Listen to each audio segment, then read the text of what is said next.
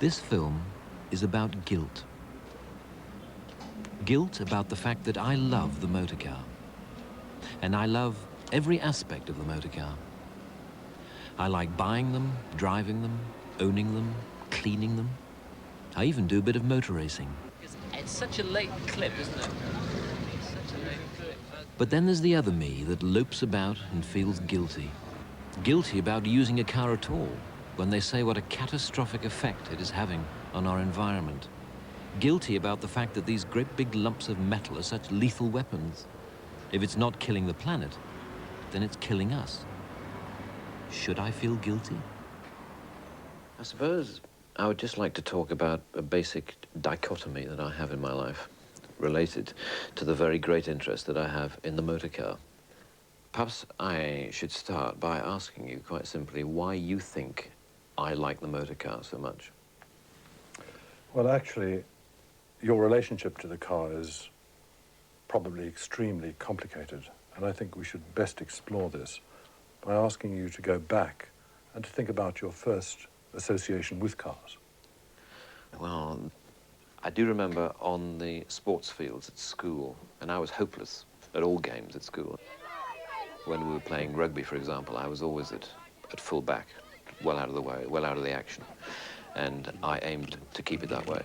But I remember roaming around by myself at the back of the field, miming gear changes and steering wheels, and I used to propel myself at great speed up and down the rugby field and round the white lines, imagining myself not necessarily on some sort of racetrack, but just in control of myself, controlling my own destiny and maneuvering myself around.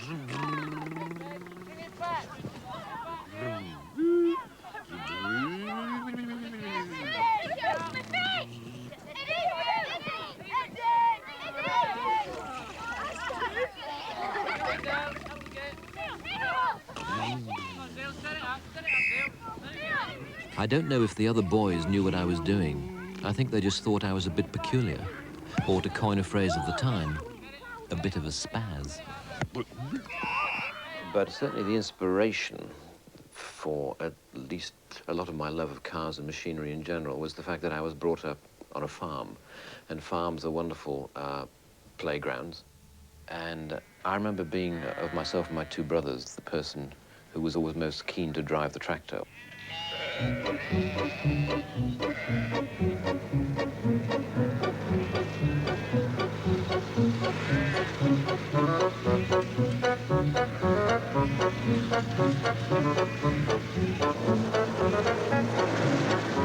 What was great about driving the tractor was that it was my first taste of speed. It just seemed so fast. And yet it wasn't. The tractor's top speed was 18 miles per hour, but the fun that can be had at 18 miles per hour, to me it felt like 150. But then after the tractor really was that fortuitously my mother's Morris Minor broke down after only doing 35,000 miles. The wheel went into the front wheel arch, quite a common problem on some Morris Minors, and it was dumped on the farm. It was a perfectly good car, except for this one mechanical problem which no one could be bothered to get round to solve. And I solved it. I managed to find a part. So this was it, my very first car. I couldn't believe my luck. If a farm is the ultimate playground, then this was the ultimate toy. I had a whale of a time driving recklessly about the farm for a couple of years, and then I decided to indulge in some customization.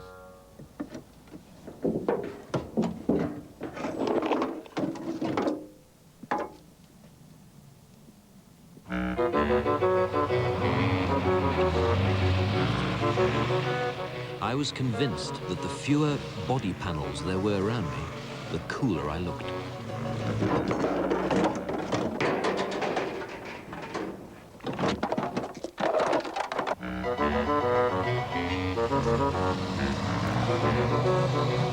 When there was hardly anything left, I felt I was really motoring.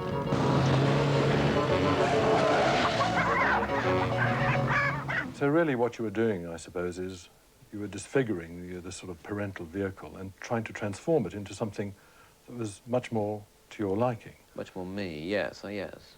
But how did you sort of move from that kind of driving experience to what most people take to be driving? I mean, passing the test and getting onto the road. Well, yes, obviously, by the time I was 17, I thought I was a pretty good driver because I'd been herring around a farm with what I thought was pretty immaculate car control for a few years by that point. And I think I probably was a reasonable driver technically, but I wasn't a good enough driver to pass the Department of Transport test because I took my driving test 3 times, failed it twice. STY751G. I never failed for a technical reason. The reason stated on the failure form was always the same: not paying due care and attention to other road users. What did they mean? I was sure I was technically competent, but I suppose I just drove in a rather carefree style. I just went about the business of getting from A to B. Perhaps after 2 years on the farm, I treated other road users like wandering sheep that had escaped from the pen. I think this idea, though, of feeling invincible, that your skills are very sharply honed, I mean, it's very typical. And it's very typical from the research of young males. If you ask men in particular, but also women to a large extent, do they think they're a good driver, then something like 85 to 90% think that they are above average. And to some extent, I think people treat being called a bad driver as almost in the same way as kind of slight on their sexual ability. People will admit that they're not very good at hanging wallpaper or carpentry. But when it comes to driving, most people feel very confident of those. So your experience at your pre-test is by no means unusual here, I don't think.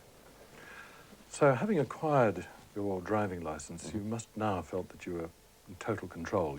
You'd acquired the mastery you were after as far as cars were concerned.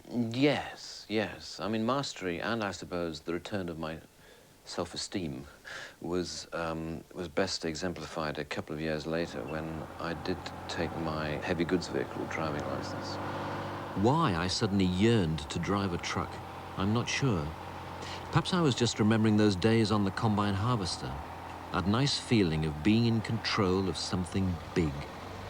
Perhaps ship's captains and heads of large industrial companies get the same vibes. It's the challenge of the difficulty of the task that gives you the satisfaction. Whenever I'm asked what the most exciting moment of my life has been so far, the one time outside the field of personal relationships when I can most clearly remember experiencing unadulterated joy was the moment immediately following my HGV Class 1 driving test. Mr. Atkinson, I'm pleased to say you've passed your test.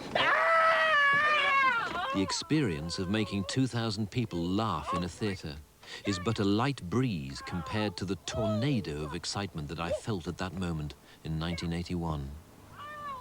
So quite clearly you weren't content to be in control of the average old vehicle that everybody else drives. You wanted something much more grand and powerful. No, that's right, yes, absolutely. But I think some of it is a sort of a yearning that I have, I suppose, in all areas of my life, which has always been to be different. You know, it's always trying to be the odd, wanting, if you like, in a way, to be the odd man out, to be the one who's doing something that everyone else is not doing. I mean, I know that that's what I liked at school, even though I was hopeless at games, which was obviously the thing that most boys admired other boys for. The one thing I could do, it seemed at the time, was act in the school play, and at least I could do that. So perhaps we start to get at what Rowan Atkinson's cars are really all about. They're part of that whole alternative, choosing an alternative way Yes. of actually achieving something which is very sort of personal and very real and very fulfilling. Well, yes, but at the same time, I feel within myself that I'm basically, you know, a pretty shy and retiring sort of bloke, and I'm constantly surprised at the way that only in the world, only in relation to cars, that I can do these relatively arrogant things, make these relatively arrogant, brash gestures of buying really rather sharp-looking motor cars that, in theory, you know, there's a big bit of me which says, this is madness, you know, this is not you. I mean, there was this Mercedes 600 that I came across. only about 3 or 4 years ago that was at the end of a particularly frantic period of buying and selling cars, and it was this huge, great big long thing. But what was wonderful about it is that, you know, Mercedes engineers had installed this extraordinary air hydraulic system that did absolutely everything. I mean, not only did the seats move backwards and forwards and up and down by air, you got this little sound and things moved. Back it went. You pressed a button and the boot opened. And you pressed the button and the boot closed. It's all. Now, I was fascinated by that, I suppose, as an engineer. But at the same time, I got in it and I bought it. I bought the blasted thing. And I drove 50 yards and I felt such a prat. Such a prat. What had I done? Surely the owner and driver of that road-going liner couldn't be me. It was the turning point. I realized my passion was out of control. It probably means that you haven't quite yet found, or hadn't quite found, the car which actually is sort of tuned to the kind of image that you want to project, not only to other people as a piece of self-expression, but actually to yourself. And I think whenever we look at a car, we inescapably have a kind of thumbnail sketch of the kind of person who would ordinarily drive that kind of car. And if we feel that kind of person, then we're attracted towards the car. If we can't see ourselves as a member of that kind of group of persons, then we will reject the car.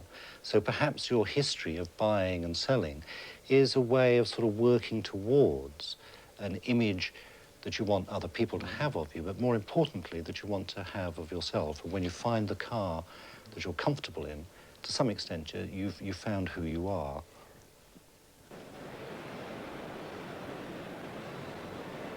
So how do you find the car that fits? Good morning, ladies and gentlemen. Your first port of call might be the motor show. Every car on the market under one roof, served up with Brussels sprouts and all the trimmings. Birmingham Motor Show.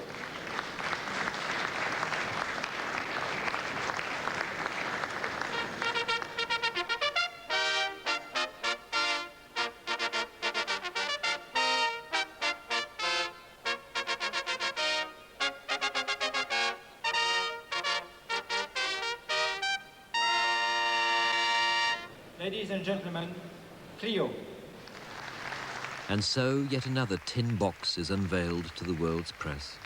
You'd think that as virtually all of us own a remarkably similar looking tin box, that we would have long ago stopped regarding such a thing as a significant event.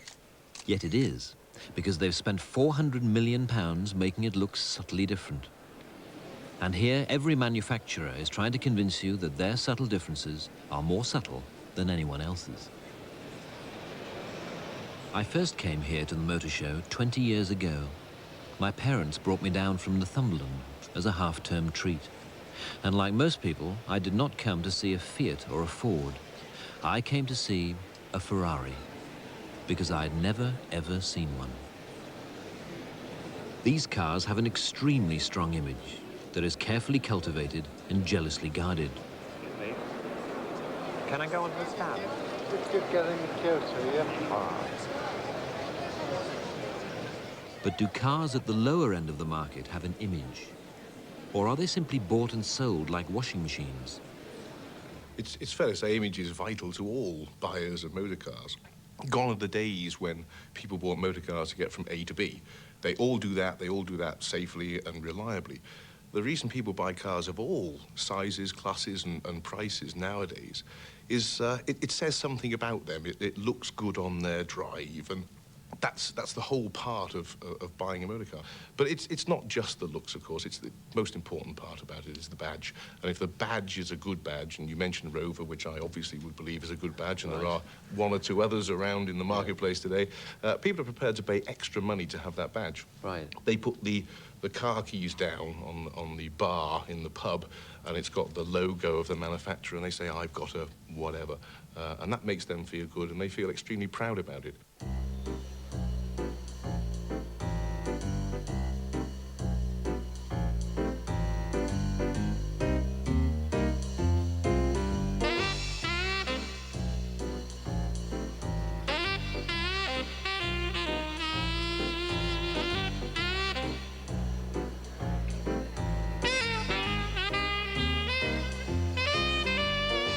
Worshippers come from throughout the land to pay homage at this cathedral to conspicuous consumption, to ogle and to gape, and to give thanks for their continuing ability to conspicuously consume.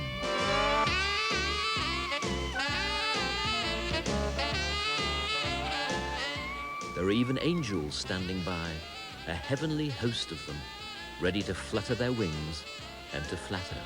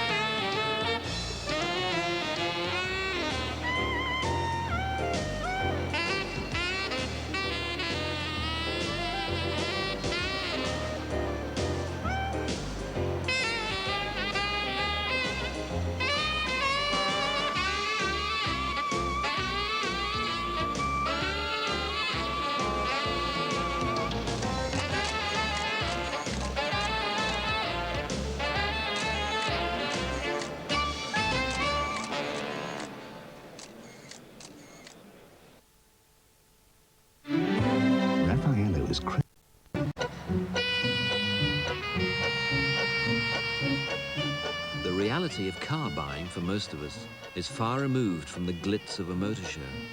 60% of us buy our cars second-hand. John and Alan run a second-hand car dealership in South London, and they are in no doubt what inspires them to do so. Well, I mean, it's basically, if you know what you're doing, it's a license to print money. You think so, right? We don't know too much about cars. We're not that mechanically minded. Right. But we do know if there's a profit in a car. Right. And once you get to that stage, it's plain sailing. A lot of people think that at least, 30% of the car buying public, like housewives or people who have no professed interest in cars, don't care what they drive. Would you say that everybody cares to a certain extent? A lady came into us on Saturday. She was a student. She was 21. She wanted to spend around about £2,000. And I had a G-Reg Skoda, 3 months old. She said, I don't care what I drive. She said, as long as it gets me from A to B. I said, I can sell you a G-Reg Skoda for £2,000. Oh, no, well, I don't want a Skoda. I don't really want a Skoda. Anything else you got for me? Can you tell? Can you get an angle on someone the moment they walk up your driveway there? I would say so, yeah. By and large, we would be 90% correct, I'd say. In judging them merely from their look? Yeah. What we like to do is use it as our watchtower. If they come in and start going through every single car, and they say, well, it's probably a waste of time, that guy.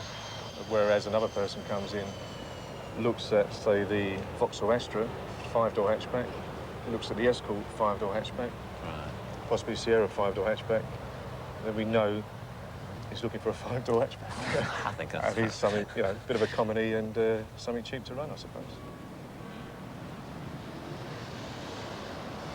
How finicky are people when they're wanting to buy a car? How much about the car do they want to try out or do they want to experiment with? Well, John's a particularly good salesman at selling a car without driving.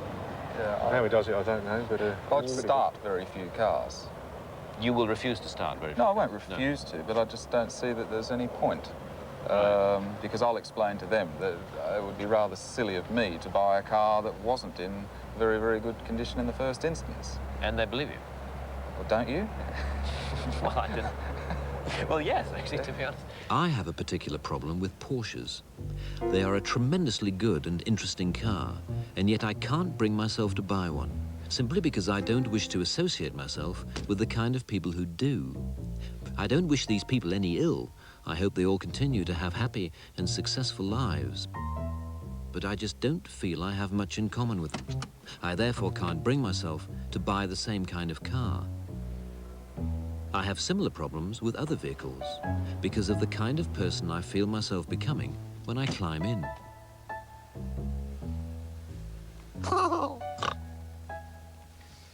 The car must fit, because as soon as you buy a car, you are immediately identified with all the other people who have bought that kind of car.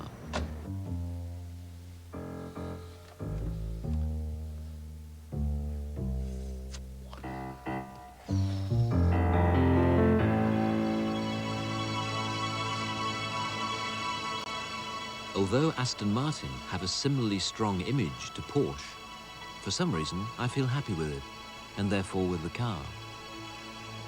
A lot of people looking at cars like Aston Martins would see them as no more than sort of mere sort of kind of phallic extensions.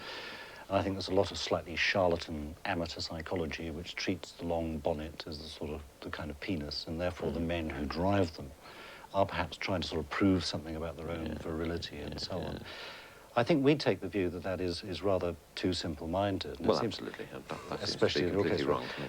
But it also seems to have the sort of curvaceous suppleness, sensuousness, which you associate with female beauty. So the fact that it has both male and female characteristics is perhaps part of the sort of rather enigmatic attraction that it has. And then along with it, of course, you've actually got the components of the internal combustion engine, about which the American poet E. Cummings wrote one of the most erotic poems I've ever read, simply talking about reciprocating pistons and the hydraulics and the fluid and clutches and disc brakes and things like that. It's very easy to get sort of carried away with these kinds of things.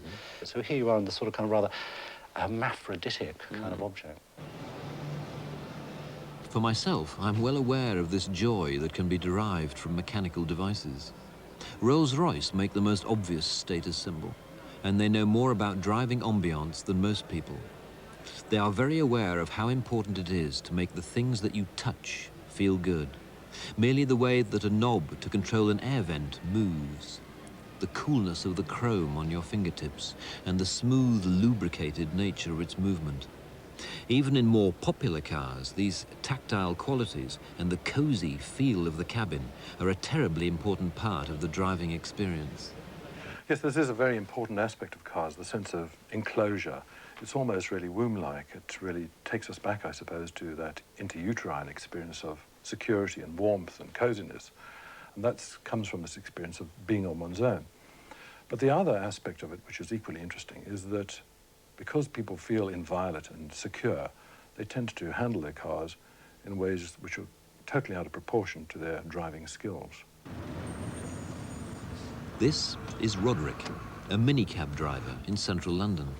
He drives in a most extraordinary fashion, which can only reflect this invincibility that some people feel at the wheel of a car.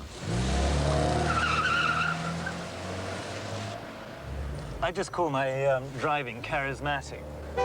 Basically, it's... This car, Roderick, looks as though it's been through the wars a bit.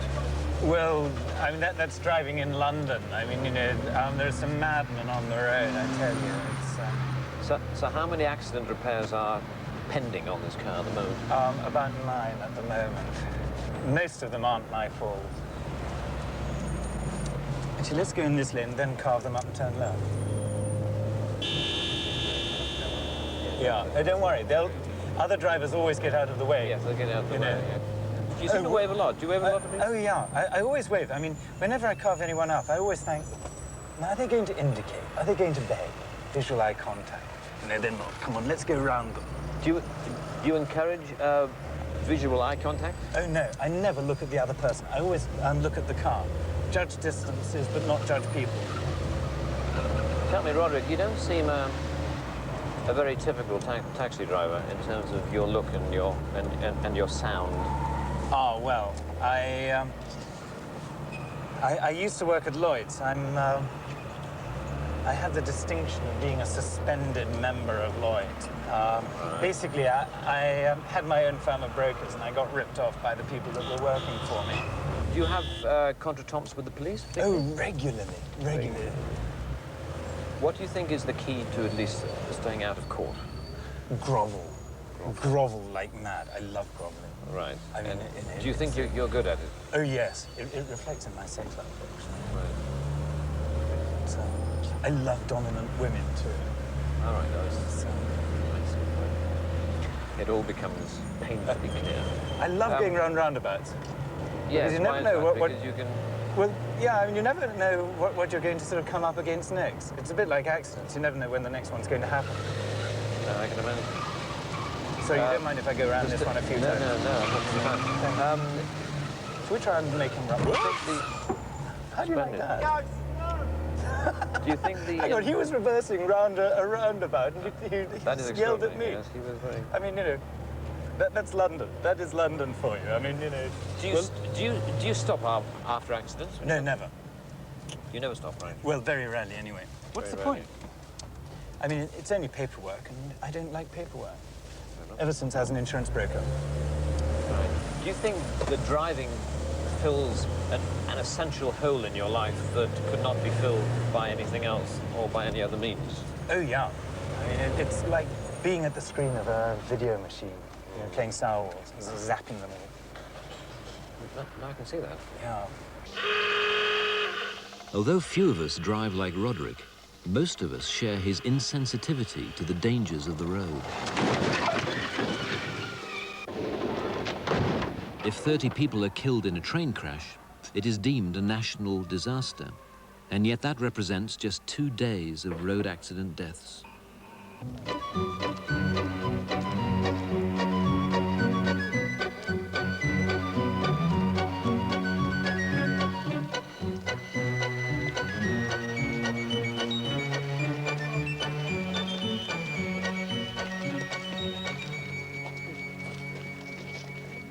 And that's at 36 miles an hour.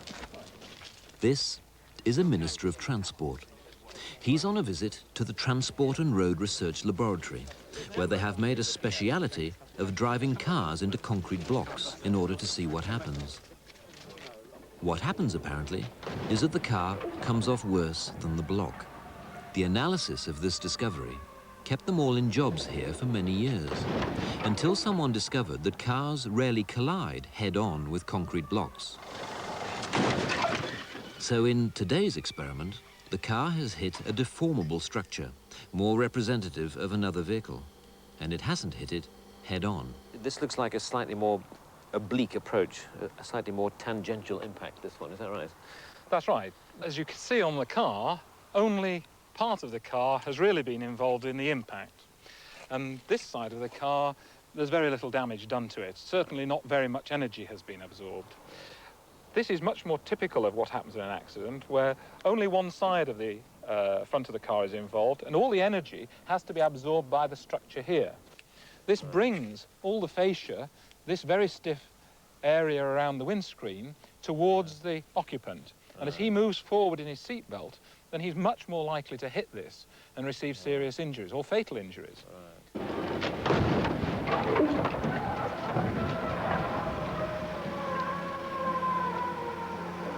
I think the car manufacturers have had the dilemma that they don't want to indicate when somebody comes to buy a new car that this might be the vehicle that they have an accident in. Well, absolutely. So I think that they are anxious to try and play down safety in that way. But if the public question safety when they go to buy a car, then the car manufacturers will respond and will give increased safety. It's within their capability. Paul Catlin is an ex-traffic policeman who, having spent many years pulling mangled bodies from the wreckage of cars, decided that lives could be saved and indeed a living could be made from teaching people to drive more safely. So, in terms of concentration, how much, in your reckoning, do drivers concentrate? I mean, they don't... If I'm being generous? Yes, absolutely. If I'm being very generous, I should imagine out of an hour's journey, they're probably concentrating for 15 minutes of it, which works out about 25%. We've all been on the familiar journey, and we've turned up at work, and you know you're at work. You haven't got a clue how the hell you got there. Right, yes, that's true, yeah. And in fact, it's probably Sunday and you realise you shouldn't even be at work. Right. You should have been going to get a paper. So 25%, I think, that represents probably, out of 4 cars coming the other way, 3 of them don't even know you're there. Doesn't matter whether they're doing the right things with the steering wheel. And why aren't they thinking about driving? Why aren't they concentrating? The car's easy to drive, and manufacturers have made it easier and easier and easier, and it's become a safer and safer environment for when we have the crash. Right. Seat belts are here. It's a quiet car, it's a comfortable car, it's an extension of your home. Right, but you can't see them changing that, surely. No, because we, the public, have demanded it. So, do you think I'm concentrating sufficiently to drive you're talking safely? to me. Well, yeah, But I think what you're doing is what most people do, and that's you fall into the trap of you're still a pedestrian whilst you're driving. Ah, right. There's a pedestrian here, and look how far ahead he's looking. He's probably just looking about 2 feet in front of him. Right. Now, we're designed as pedestrians. We were never designed to be car drivers. Right. If we imagine that when we run, we look a little bit further ahead, that's what you're doing as a car driver. You're probably looking to a maximum, I would say, of probably the length of a cricket field and the width of it. When we suffer from what we call tunnel vision, which is why you're making fairly late movements for a car that's on the left that we should have seen half an hour earlier. Shall I actually do a commentary of what we should be seeing? Right. One thing we try and do is try and get eye contact with people. As I said, 3 out of 4 people don't really see us, so I've got to do everything I can to try to get them to see us. If I position my car nice and early, it tells the cavalier coming through the other way that I really would like this section of road. However, I would be willing to give it up should it go wrong. Right. Because it's not aggressive driving. I'm trying to be a little bit more assertive, though. There's Positive, a difference. yeah. A difference between being positive and negative, isn't it? This person's trying to look for a parking space. We've got a couple of members of Exit trying to cross over the road here, trying to commit suicide. We've got a car almost waiting to turn right here. If you ever sit like that, by the way, you're in a dangerous position. The wheels are turned at an angle, and if she got hit from the rear, she'd get pushed into oncoming traffic. Again, we're warned of a roundabout sign. We're still thinking about this vehicle ahead of us, the fact that it wants to turn. Now, a lot of drivers would get very, very close to this driver and treat them as something in the way they've got to get rid of. Right. That increases your stress level. If you sit back, she's going to turn right and go all the way back into Tame, probably. She hasn't found a parking space. Right. Probably when she turns, it's going to be a he, and I've actually not been very good at observation. Right. Bring my speed down, anyway. No, you're right. It was all. Yeah. You're right. Well, what I'm trying to do, actually, is keep my heart rate and blood level actually level on a par. Normally, when we drive, it's up and down, and we're heading for our first heart attack. At the end of the day, this is much more dangerous driving here, and I think a lot more interesting than perhaps driving around a racetrack. Yeah. Than on the road. But having had an accident, you're far more likely to be unhurt. You're sitting there strapped in like a fighter pilot, wearing a crash helmet, fireproof overalls, fireproof socks, fireproof underwear, in a car with a big roll cage welded into it, to more than double or triple the strength of its structure. All the traffic is going the same way, like a big one-way street. And above all, everyone is concentrating. Very, very hard indeed.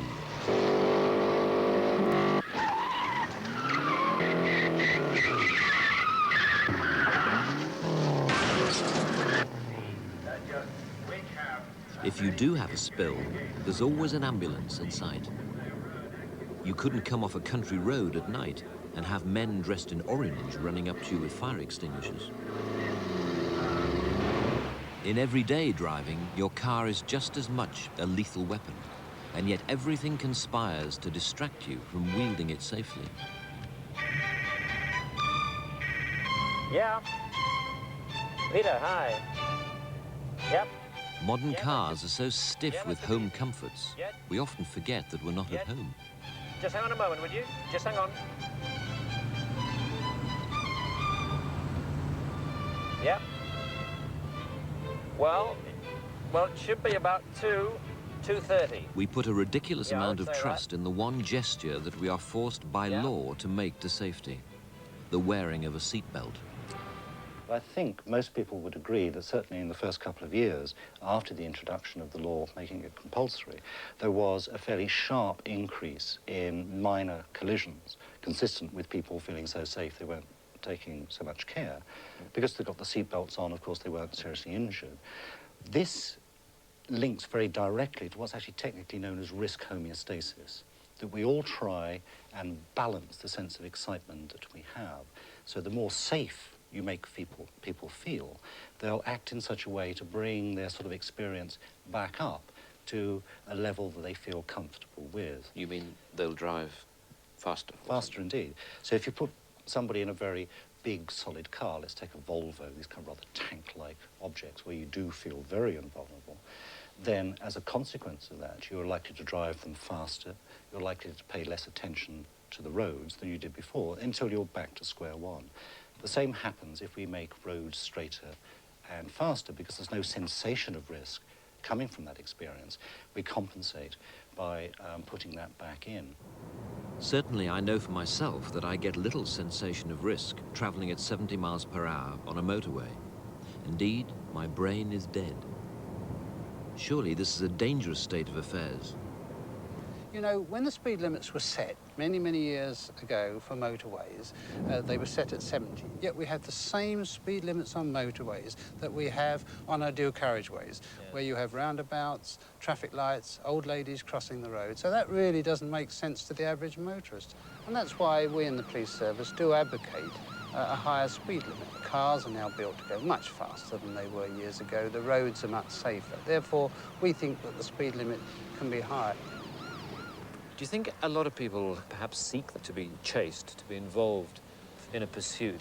Yeah, there's some evidence of that, actually. Certainly in the case of car thieves and people who take cars without the consent of the owner, that they actually lurk about waiting to be picked up by a police officer. And we had a very interesting case very recently in Warwickshire where we had a BMW vehicle stolen, and it was being tracked by my Jaguar cars on the motorway, on the M6. And at one time, at 120 miles an hour, the driver put his fingers up through the roof to the cars that were following him. And he actually telephoned his girlfriend in London to say that he was on his way, but unfortunately he was being followed by a couple of police cars, and directly he could shake them off, he would rob them. But we had to take a decision, so we decided on a very rarely used technique of boxing him in. In the initial stages, we used a member of the public as the front man in the box, and he lost his bottle at the last moment, and the BMW temporarily got away. But very quickly, we had him boxed in with all police cars on this occasion, and we were able, with the use of skillful police drivers, to stop the thief in his car without any great damage to the vehicles. This chap certainly got his comeuppance and is now serving time at Her Majesty's pleasure. But what brings about this change of character that makes ordinary men and women behave so irresponsibly at the wheel of a motor car? Cars are, in a very real sense, an extension of our bodies. And we treat people who violate the space of our cars just as we would those who violate the space of our bodies. And this territorial component is an important clue to why people behave in such an extreme fashion when they're driving. So, for example, we don't like people coming up close behind us and leaning over our shoulder, just as we don't like cars tailgating us and driving up close behind. But cars are, of course, a great leveler. They equalize in a sense that they allow people to pit themselves against each other, not personally, but through the medium of the car. The traffic lights scenario is a common one. You have someone alongside you, and both parties feel the proximity of the other, feel a slight invasion of their spaces, and are rather keen to get away. The slightest movement in the car next to you can bring a tiny, involuntary movement of your own foot off the brake. And if the other person reacts in a similar way, then suddenly the fight is on.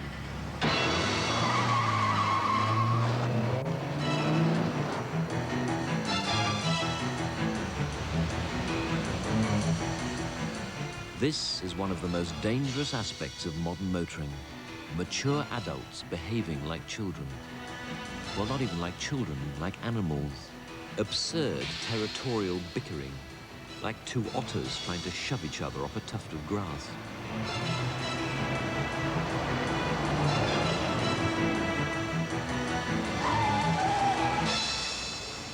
Perhaps it's because of the antiseptic nature of modern society, where we don't have to defend our homes against marauding hordes, that we turn to the motor car to provide our thrills and danger.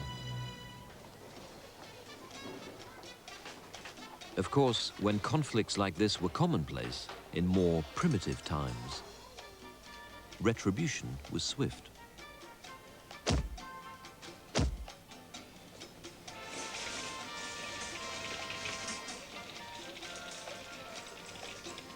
Driving the car, in a sense, you become kings of the road. You can escape. You've got nobody telling you to slow down or do this or do that. And I think that's part of the magic of that whole experience. Do you mean that there isn't much danger in modern life?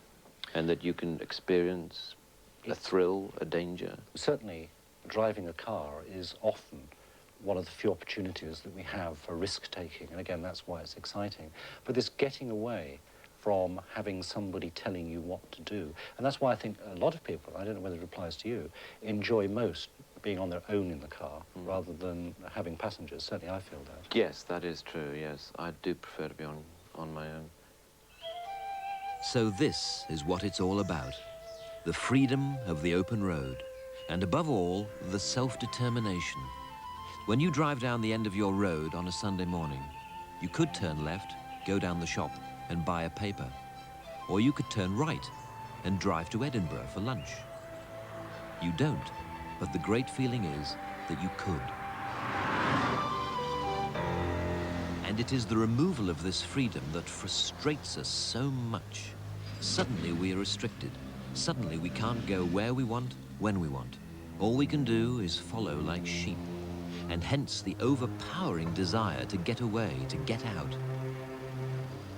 Even if you don't know a shortcut, at least you're moving. An element of self-determination is returned to us. We may not know where we're going, but at least we're going somewhere.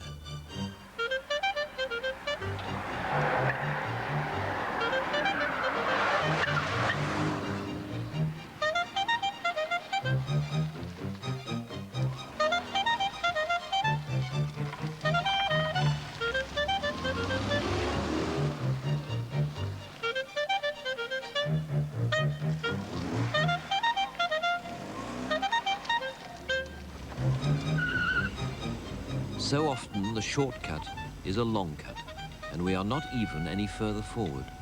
But usually we don't care. We've used petrol, tired ourselves out, but in a way, it was worth it.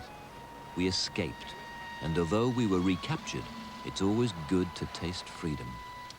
Millions of us subject ourselves to this maddening crawl every day, rather than travel by public transport. Why? I think because the car is this kind of personal turf, we have at least the illusion of having total mastery and control over our own kind of destiny. We can actually choose to stop. We can behave in ways in a car that we wouldn't dream of doing, or most of us wouldn't dream of doing on buses, you know, picking our noses, farting, scratching, having sex, eating, all those kinds of things, which most people, by and large, don't do on trains.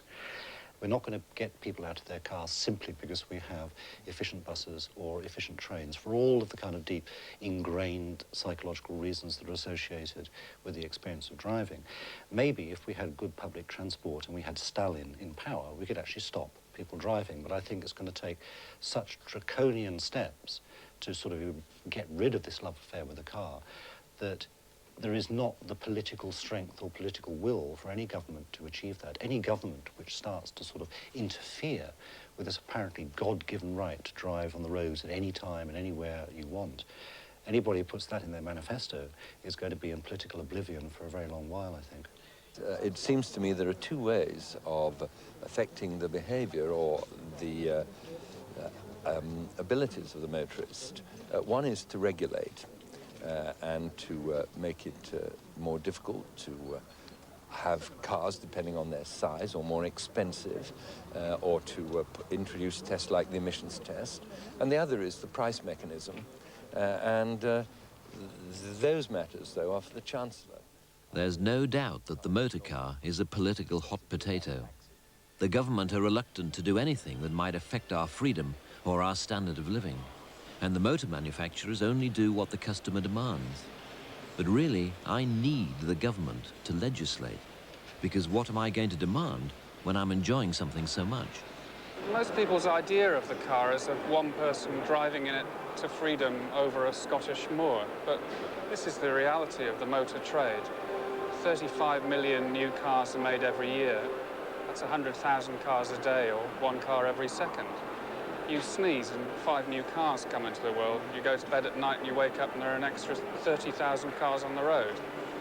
The motor trade is a huge, enormous, growing organisation. It's got nothing to do with the way that it's marketed. And there are serious environmental consequences as a result. There has always been personal transport. Today it is the motor car. It could be the personal rocket ship in 20, 30, 40 years' time, who knows. But whilst the freedom of mobility is required by the consumer, and it has to be, that's why he's buying all these cars around the world, then I believe that the motor car in whatever guise will continue. So I'm extremely optimistic about the future of the motor car. And let me give you one interesting example. It's what's happening in Eastern Europe at the moment, where they have been given liberty, freedom for the first time in many years, as we perceive it in the West. I don't know if they perceive it quite the same way. Right. And the very first thing they've done is go out and buy thousands of motor cars. But one man's meat, of course, is another man's poison. These manufacturers are currently eyeing up Eastern Europe. They're already building factories in Bulgaria, Yugoslavia and Hungary. And after that, they'll be looking at the third world. They're already moving into Latin America. And most of the car market, huge though it is currently devoted to North America, Europe and Japan. And when that rate of growth expands to the rest of the world, then the impacts on the greenhouse effect, for example, will be huge.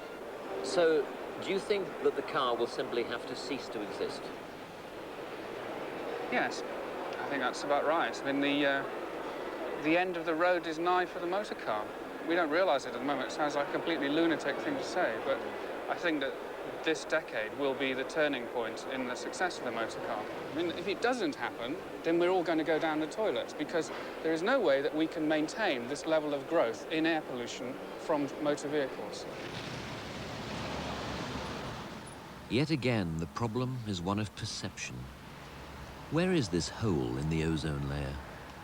And assuming that someone with sharper eyes than me has spotted it, what on earth can we do about it? Imagine a vehicle that can drive you 5 miles for a penny. A vehicle that needs no petrol, just a battery. And that takes the press of a button to start, the squeeze of a lever to stop.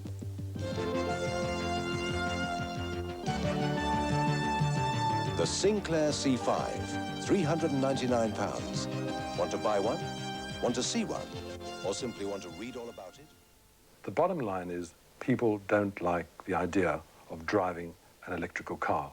And the reason for this is that electricity is associated with domestic appliances and with the kitchen. So whenever people are offered the prospect, as they were in the case of Clive Sinclair's C5, of having an electrically powered vehicle, their minds unconsciously go back to the whole idea of hoovers, sewing machines, refrigerators, all these kinds of things which are associated with menial work and not with the kinds of liberation that the car should bring. And it is a very real liberation that in the end overrides my guilt. I have nightmares about the petrol running out, about empty roads and a lack of independence. And yet secretly, I'm optimistic. Optimistic that there'll always be personal transport and that it will always be possible to make it exciting.